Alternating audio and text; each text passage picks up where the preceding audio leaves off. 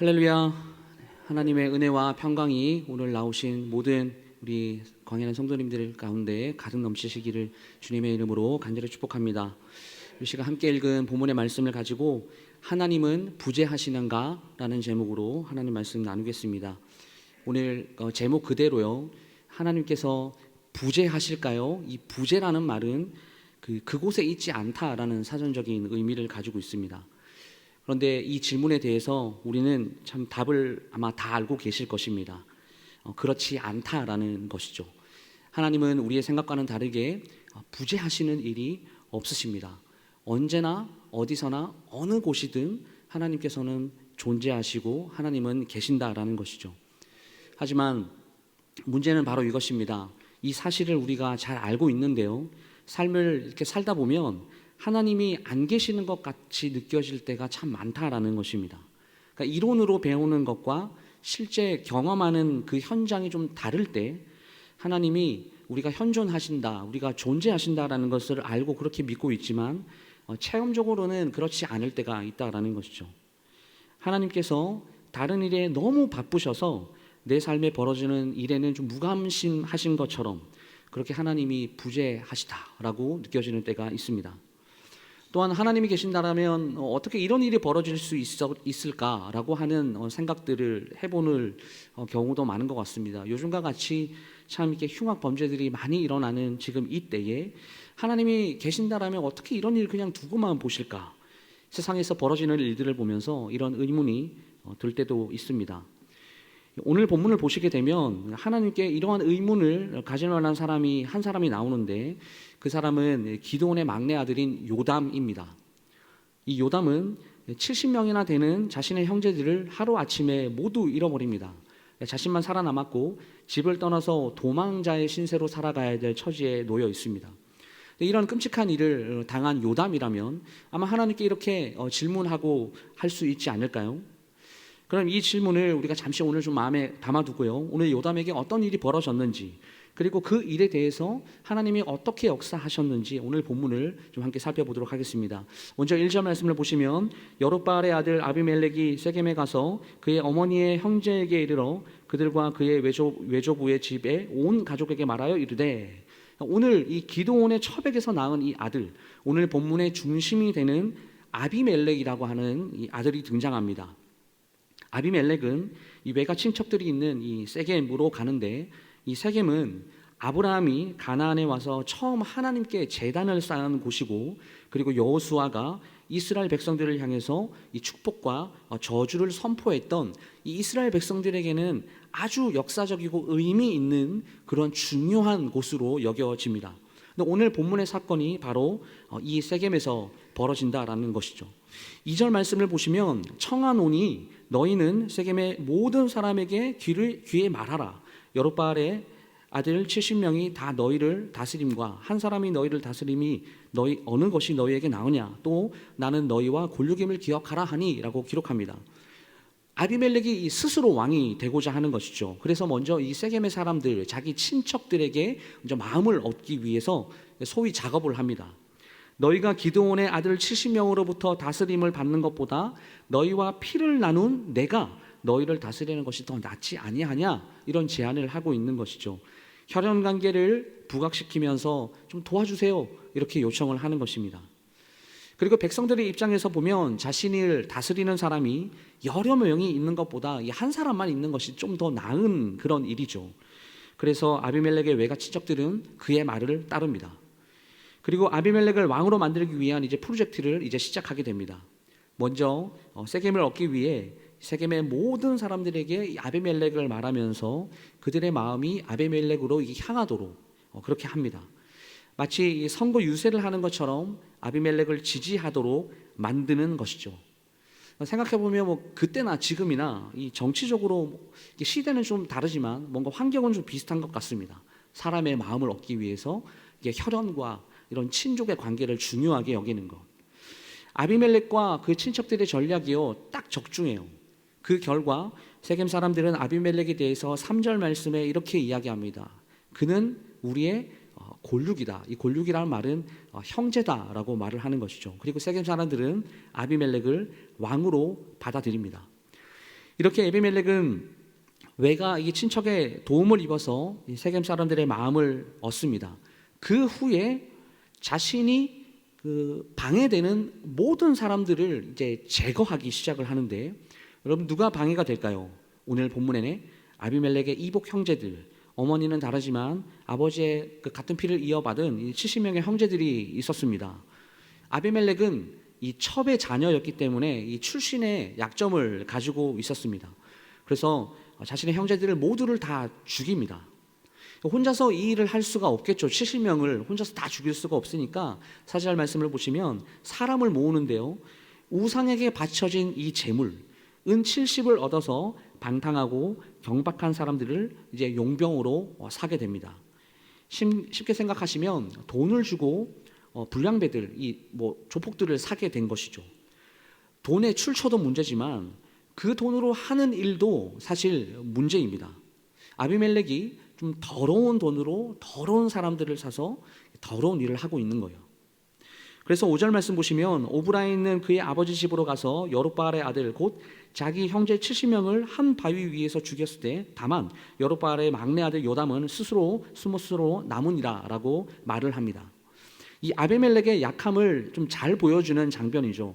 형제들을 다 죽이는데 그 중에 이 막내만 숨어서 목숨을 구하는데요, 다른 형제들은 다 한 바위 위에서 똑같이 죽임을 당합니다. 이 한 바위 위에서 죽었다라는 것, 이것은 이 형제들이 아비멜렉을 반대하면서 싸우다가 죽거나 혹은 이 도망 다니면서 죽임을 당했다라는 말이 아니라 아비멜렉이 치밀하게 계획을 하고 한 곳으로 다 모아서 특별한 곳으로 끌고 가서 그곳에서 모두를 한꺼번에 한순간에 다 처형했다라고 우리가 그렇게 이해를 하는 것이죠. 기드온이 아비멜렉의 아버지인데요, 그 바로 앞장인 사사기 8장에서 자기 동족 이스라엘 백성들을 죽이는 일을 벌입니다. 근데 기드온의 아들인 이 아비멜렉은 이제 더 나아가서 그 자기 민족뿐만이 아니라 자기 형제들까지도 이렇게 잔인하게 죽여버려요. 이렇게 아비멜렉은 형제들의 피를 흘림으로 그 나라 왕이 되었고 이 세겜 사람들은 아비멜렉을 왕으로 삼았습니다. 여러분, 여기서 이 한 공동체를 이끄는 리더가 누구냐, 이것은 너무너무 중요하다는 사실을 짧은 본문에서 우리가 교훈을 얻을 수가 있어요. 리더가 어떤 사람이냐에 따라서 그 공동체의 미래와 방향성이 완전 달라지기 때문입니다. 자격이 없는 사람이 어느 한 집단의 리더가 되었을 때는 공동체 전체에게 아주 고통스러운 결과를 안겨다 줍니다. 그래서 리더를 세우는 일은 너무너무나 중요하다라고 하는 것입니다. 그런데도 세겜 사람들은 이 아비멜렉, 리더의 자격이 없는 이 사람을 왕으로 세워버립니다. 여러분, 괜찮을까요? 아비멜렉은 스스로 왕이 될 만한 그런 사람일까요?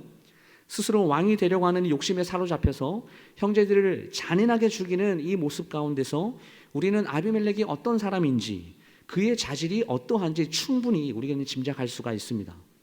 뿐만 아니라 바로 이어지는 본문에서 이 아비멜렉이 왕이 될 만한 사람이 아니다라는 것을 우리는 확인할 수가 있습니다.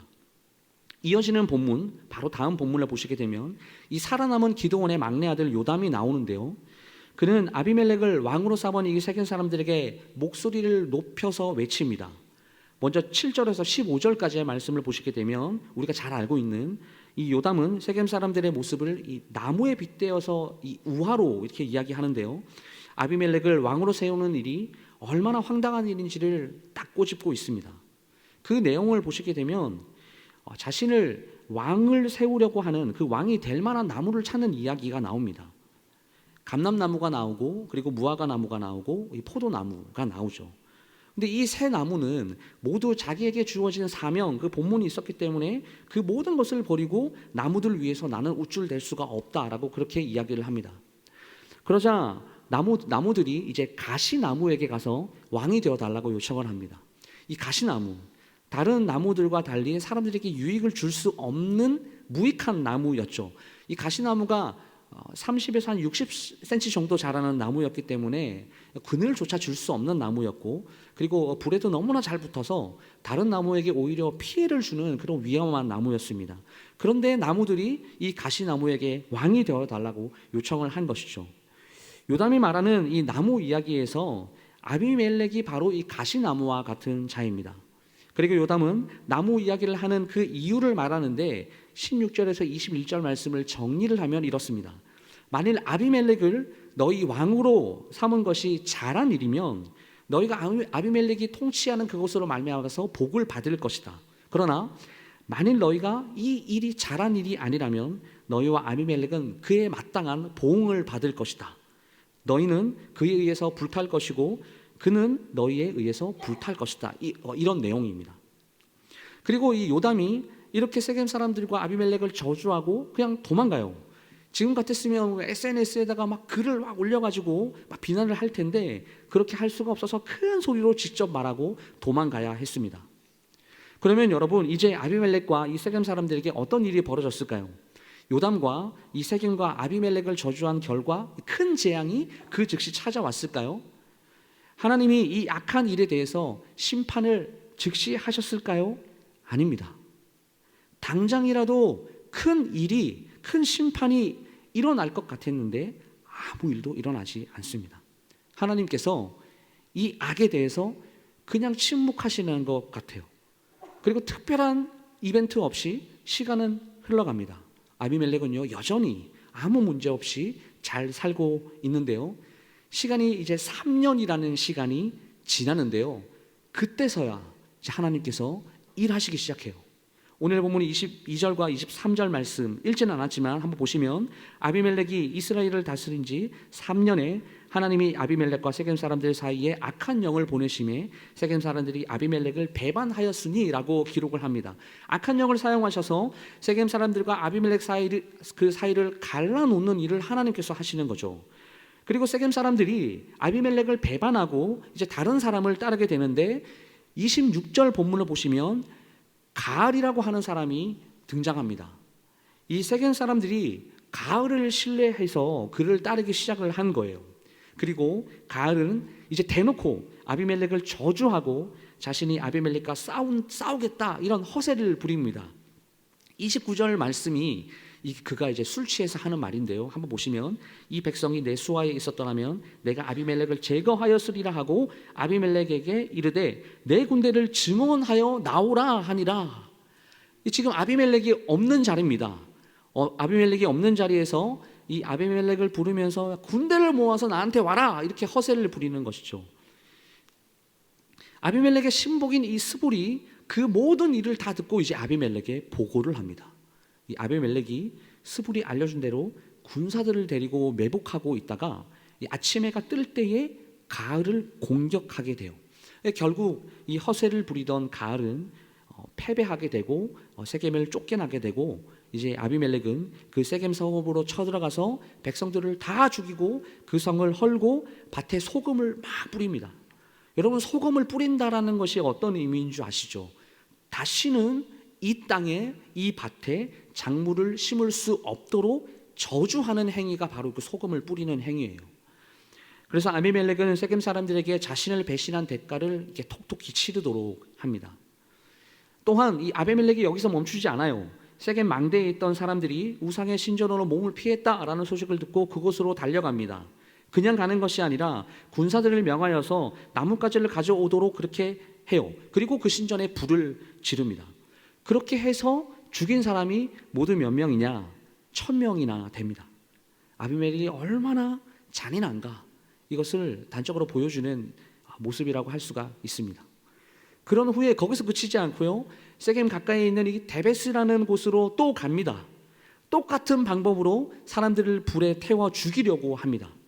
그래서 사람들이 망대의 몸을 피하고 있을 때에 그곳을 이제 불을 지르려고 하는데, 그런데 그때에 이 망대 위에 있었던 한 여인이 맷돌 윗짝을 탁 던졌는데요, 아비멜렉이 그 맷돌 윗짝 그 돌을 탁 맞고 머리가 깨져버려요. 장난하는 것처럼 사람의 목숨을 가지고 이렇게 그냥 목숨을 이렇게 앗아갔던 이 아비멜렉, 어떻습니까? 똑같은 처지가 되어버립니다. 장난하는 것처럼 그 사람들의 생명을 가지고 놀았던 이 아비멜렉, 장난하는 것처럼 한 여인이 던진 그 맷돌에 우연히 맞아서 인생을 마치게 된 것이죠. 그 최후의 모습이 어디 나타나 있냐면 54절에 잘 나타나 있습니다.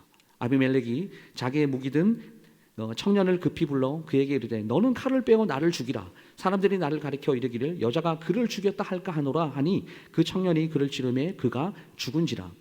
여자의 손에 의해 죽는 것을 이 수치스럽다라고 여겨서 그 자신의 무기를 그 자기 병사에게 줘서 자기를 죽여달라라고 요청을 했지만 그의 의도와는 달리 모든 사람이 이 아비멜렉이 어떻게 죽었는지를 다 알고 있었던 것이죠. 여인의 손에 의해서 죽었습니다. 그게 성경에 기록되어 있고 오늘도 그 성경을 읽는 우리들도 이 아비멜렉이 어떻게 죽었는지를 우리가 이 말씀을 통해서 알게 되는 것입니다. 마태복음 26장 51절 말씀 보시면 예수님께서 뭐라고 말씀하셨냐면요, 칼을 가지는 자는 다 칼로 망할 것이다, 이렇게 말씀을 하셨습니다. 아비멜렉이 자신이 왕이 되기 위해서 형제들을 죽이는 약행을 행했고 그 결과 자신도 비참하게 죽임을 당하게 되었습니다. 오늘 이 모든 말씀의 결론이 어디 나타내냐면 오늘 55절에서 57절까지의 말씀에 나와 있는데 이렇게 기록되어 있습니다. 이스라엘 사람들이 아비멜렉이 죽은 것을 보고 각각 자기 처소로 떠나갔더라. 아비멜렉이 그의 형제 70명을 죽여 자기 아버지에게 행한 악행을 하나님이 이같이 갚으셨고, 우리 57절 한번 다 같이 한번 읽어볼까요? 시작.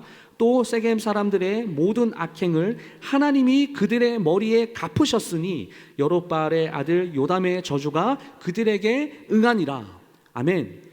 하나님이 아비멜렉을 향한 그 악행, 그것이 심판으로 하나님께서 임하셨고 또 세겜 사람들의 모든 악행에 대해서 심판하십니다. 아비멜렉과 세겜 사람들은 서로가 서로에게 심판의 도구가 된 것이도 요담의 저주처럼 아비멜렉에서 나온 불이 세겜을 다 태워버렸고 반대로 세겜에서 나온 불이 아비멜렉을 다 태워버렸습니다. 여러분, 요담의 입장에서 보았을 때 하나님이 안 계시는 것 같이 느껴졌을 거예요. 하나님이 부재하시는 것처럼 보일 수도 있었습니다.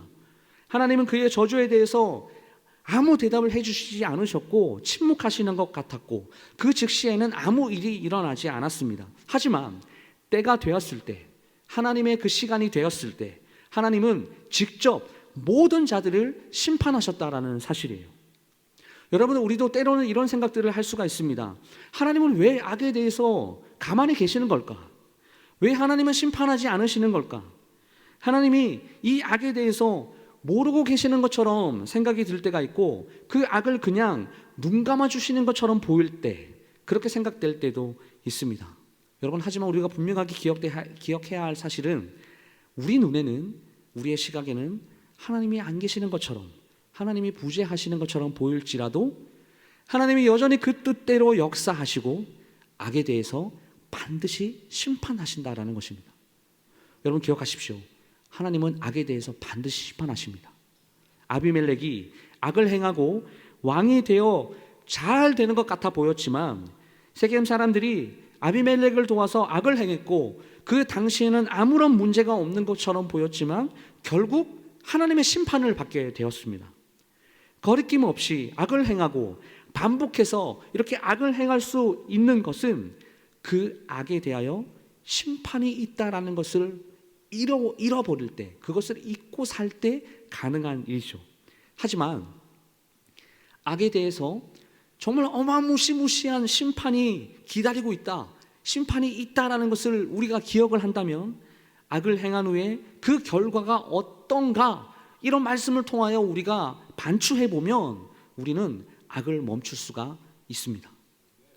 세상에 모든 악에 대하여 심판이 있다라는 것을 우리가 말씀을 통하여 우리가 보았을 때, 우리가 그것을 기억할 때 우리가 누릴 수 있는 유익이 두 가지가 있습니다. 하나는 자기 자신에 대해서 나 스스로를 살펴보는 거예요. 죄에 대하여 경계할 수 있다라는 것이고, 또 하나는 세상에 대해서 다른 사람들의 죄에 대해서 내가 굳이 그것을 판단하고 정죄하지 않아도 하나님의 공의로운 심판을 기대하며 내가 원수를 갚으려고 하는 그 욕심과 정죄하려고 하는 그 태도에서 벗어날 수 있다라는 것입니다. 왜요? 하나님이 반드시 심판하실 거기 때문에 우리는 모든 죄에 대하여, 모든 이 세상의 악에 대하여 복수하려고 하는, 원수 삼겠다라고 하는 마음들을 비로소 내려놓을 수가 있게 됩니다. 때로는 나에 대하여 악을 행한 사람들에게 향해서 내가 그 악을 갚기보다 하나님의 손에 그 모든 것을 맡겨드릴 수 있는 그 그리스도인으로서의 그 넉넉한 그 마음, 주님께서 주신 마음을 가지고 그렇게 행할 수 있다는 것이죠. 하나님의 악에 대해서 반드시 심판하시는 분이십니다. 그런데 우리가 답답하게 느끼는 것은 무엇일까요? 그것은 심판에 대한 하나님의 시간과 그리고 우리가 생각하는 그 시간 사이에 그 간격, 그 차이가 있기 때문이에요. 여러분, 심판은요, 내가 원하는 시간에 이루어지는 것이 아니라 하나님이 원하는 시간, 하나님이 이루실 그때에 이루어진다라는 사실입니다. 요담은 아비멜렉과 세겜 사람들을 저주하면서 하나님의 심판을 구했습니다. 그리고 어떻게 되었습니까? 아무 일도 일어나지 않았어요. 근데 3년의 시간이 지나갔습니다. 그 3년의 그 기다림의 시간, 얼마나 피말리는 시간이었을까요? 그런데 그렇게 묵묵히 버티고 그 3년의 기다림이라는 그 시간, 그 이후에 비로소 하나님의 심판이 임하게 됩니다. 우리가 악에 대해서 하나님의 심판이 좀 당장 일어났으면 좋겠다, 그렇게 임하기를 소원하는 그런 마음들이 있을 수가 있죠. 당장 뭔가가 바뀌고 하나님의 정의와 공의가 이루어지고 선이 이루어져서 이 땅에 악이 다 제거되고 하나님의 나라가 임했으면 좋겠다, 그런 결과를 우리는 기대하고 우리는 빨리 그것을 보길 원합니다. 그러나 여러분, 그 시간을 기다리는 것, 그것은 즐거운 일이 아니죠. 행복하지 않습니다. 하지만 우리 주님께서는 우리가 원하는 그 시간이 아니라 하나님의 때에 그 뜻을 직접 행하시면서 우리에게 무엇을 주시는지 아십니까? 그 기다리는 시간, 그 기다림을, 하나님의 때를 기다리라라는 것들을 경험하도록 하십니다. 더 알기 쉽게 설명을 드리면 우리에게 인내를 요구하신다라는 거예요. 믿음을 가지고 기다리고 그 하나님의 때가 언제인지 참고 인내하고 기다리기를 원하신다라는 사실입니다.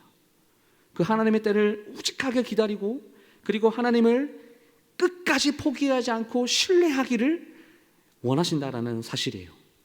그래서 우리가 그렇게 하나님을 바라보고 하나님을 기다리고 인내한다면 비록 우리 눈에는 하나님이 계시지 않는 것처럼, 하나님이 부재하는 것처럼 보이지만 하나님이 여전히 늘 우리와 함께 하시고 역사하신다라는 것을 우리의 인간적인 눈으로 볼 수 없는 영역, 믿음으로 볼 수 있게 됩니다. 만약 우리 각자가 그 각자에 대해서 하나님이 기다리지 않으시고 바로바로 그 즉시 심판하셨다라면 여러분 어떻습니까? 우리가 이 자리에 지금 앉아 있을 수 있을까요? 하나님이 바로 죄에 대해서 그 즉시 심판하신다라면 그 누구도 이 땅에 남아있는 사람은 한 사람도 없을 것입니다. 불가능한 일입니다. 근데 우리가 이 자리에 앉아 있을 수 있는 이유, 하나님이 먼저 오래 참으셨기 때문에, 하나님이 먼저 우리에게 자비를 베풀어 주셨기 때문에, 기다려 주셨기 때문에 오늘의 내가 이 자리에 앉아 있을 수 있는 것입니다. 여러분, 이게 은혜입니다. 때로는, 그래서 하나님께서 때로는 침묵하시는 거예요. 뭐 때문에요? 하나님의 그 뜻, 하나님의 그 시간까지 그 기다리는 그 하나님의 때를 위해서 하나님은 침묵하시는 것입니다. 그러나 여러분, 하나님의 침묵이 하나님이 계시지 않는, 하나님이 부재를 의미하는 것은 아닙니다. 하나님은 여전히 우리 삶 가운데 임재하여 계시고, 하나님은 모든 것을 알고 계시고, 하나님은 그 전지전능하신 그 성품에 의해서 선하신 뜻에 따라서 역사하시고 지금도 존재하시고 우리의 삶을 이끌어 나가신다라는 것입니다. 결국 여러분, 결론적으로 우리에게 필요한 것은요, 무엇이냐면요, 다른 게 아니에요. 믿음이에요. 믿음이 필요한 겁니다. 그 믿음은 우리를 인내하게 만듭니다. 그 믿음은 우리를 끝까지 버틸 수 있게 하는 힘을 공급하여 줍니다. 믿음으로 기다리는 인내, 그것이 우리에게 필요하다는 사실입니다. 여러분, 오늘 본문을 잘 생각해 보십시오. 믿음 없이 이 이야기를 보게 되면 어떨까요? 아비멜렉이 권력에 눈이 멀어서 세겜 사람들과 연합했다가 그 연합이 깨져서 결국 서로 다투다가 비참한 결과를 맞이하게 된 겁니다. 오늘 이야기예요. 그 사이에 아비멜렉은 정말 운이 없어서, 속된 말로 재수가 없어서 어떤 여자가 탁 던진 그 맷돌에 우연히 맞았을 뿐입니다. 하지만 다행히 오늘 말씀에는 그런 오해가 없도록 어쩌면 가려진 그 커튼을 활짝 우리에게 열어주셨어요. 누가 이 일을 하셨냐 말이죠. 성경은 분명하게 하나님이 이 일을 하셨다라고 기록하고 있습니다. 사람들 사이에서 벌어지는 그런 일들 속에서 이렇게 일련의 연속의 그 사건들 가운데서 하나님은 여전히 그 뜻에 따라서 심판을 행하고 계셨던 것이죠. 하나님은 심판하시기 위해서 하늘에 벼락이 떨어지게 하셨다. 이건 아니지만 한 여인을 통하여 하늘에서 맷돌이 떨어지게 하셨습니다. 하나님은 우리 인생 가운데 지금도 역사하고 계십니다. 우리가 커튼에 가려져 있는 것처럼 우리가 단지 믿음이 부족해서, 믿음이 없어서 보지 못하고 그냥 넘어갈 때가 너무나도 많지만, 하나님은 우리와 그 의지와 아무런 상관없이 다양한 방법으로 그 뜻을 이루어 나가시며 하나님의 심판을 지금도 행하고 계십니다. 그리고 궁극적으로 그 모든 악에 대하여 온전히 심판하실 것입니다. 여러분, 훗날 그 앞에 어떠한 악도 하나님 앞에서는 변명하지 못할 거예요. 하나님은 공의로운 심판자로서 완벽하게 모든 악을 심판하시고, 그리고 모든 악은 그 앞에 굴복하며 떨고 후회하게 될 것입니다. 이런 삶인데 참으로 감사하게도 우리는 그 심판에서 건짐을 받은 자들입니다. 우리가 잘한 것이 있어서가 아니라 하나님의 은혜로, 예수 그리스도의 공로로 그 무서운 어마어마한 그 절망과 그 죽음이라는 그 심판에서, 그 영원한 심판에서 무죄를 선고받았다라는 사실입니다. 세상이 끝나면 그 누구도 그 심판에서 피할 수가 없는 사람들인데, 이 어떤 은혜인지 저와 여러분들은 그 심판 가운데서 건짐받은 사람이다라는 것이죠. 여러분, 우리가 이 은혜를 늘 기억해야 됩니다. 말씀을 마무리하겠습니다. 사랑하는 여러분, 하나님은 반드시 악에 대하여 심판하신다라는 사실을 기억하시고요, 어떤 모양이든지 우리 가운데 있는 악을 버리시기를 바랍니다. 때로는 인생 가운데 하나님이 부재하여 계시는 것처럼 보여도 하나님을 그 믿음의 눈으로 바라보며 인내하고 하나님의 때를 기다리시기를 주님의 이름으로 간절히 소망합니다. 다른 사람에 대하여 복수하려고 하는 그 마음을 내려놓고 그 모든 심판을 하나님께 맡겨드리고 하나님의 선하신 뜻에 따라 행하시기를 바랍니다. 그러면 주님이 여러분들의 마음을 다 아십니다. 주님이 위로하여 주실 것이고 주님이 우리와 함께 하실 것입니다. 그렇게 믿음으로 주님께 모든 것들을 맡기고 그 주님의 위로를 사모하시는 저와 여러분들이 되시기를 주님의 이름으로 간절히 축복합니다.